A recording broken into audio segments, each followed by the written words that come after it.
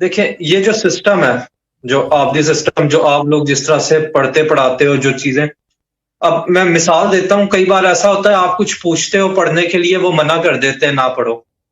کئی بار ایسا ہوتا ہے کہ وہ خود سے گائیڈ کرتے ہیں کہ یہ پڑھ لو، کئی کام پہ وہ منع کر دیتے، کئی کام پہ کرتے. بیسیکلی یہ پورا جو ورکنگ سٹائل ہے ان کا، یہ کس بیس پہ چلتا ہے؟ یہ آپ کی نیت، شیخ کا کہنا، یا کوئی اور وجہ، وجوہات کیا ہے؟ یہ کس بیس پہ چلتا ہے جو گائیڈنس ہوتی ہے ان کی؟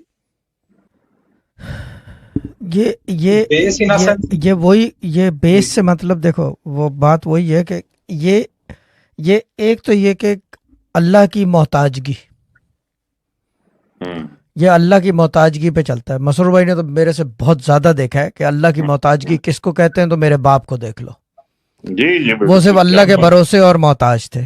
اچھا، جب آپ اللہ کے بھروسے اور محتاج ہو تو اللہ تعالیٰ ایک ہی چیز آپ سے ڈیمانڈ کرتا ہے، وہ کیا ہے؟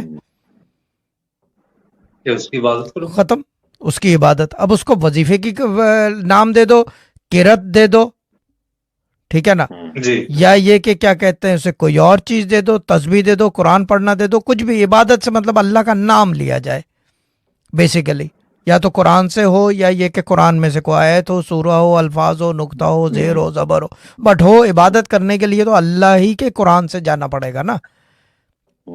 یہ بیسیکلی محتاجگی ہے.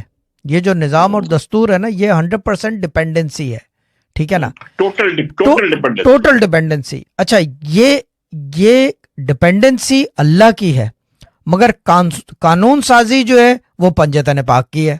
اب یہ بڑی عجیب بات ہے، ڈپینڈنسی اللہ کی ہے مگر قانون سازی ان کی ہے. اچھا، ان کی عبادت نہیں کی جا سکتی پنجتن پاک کی، ان کو مانا جاتا ہے، اور ان کو بھی خوش کرنے کے لیے وہ کام کرتے ہیں جو وہ کرتے تھے. وہ کیا کرتے تھے؟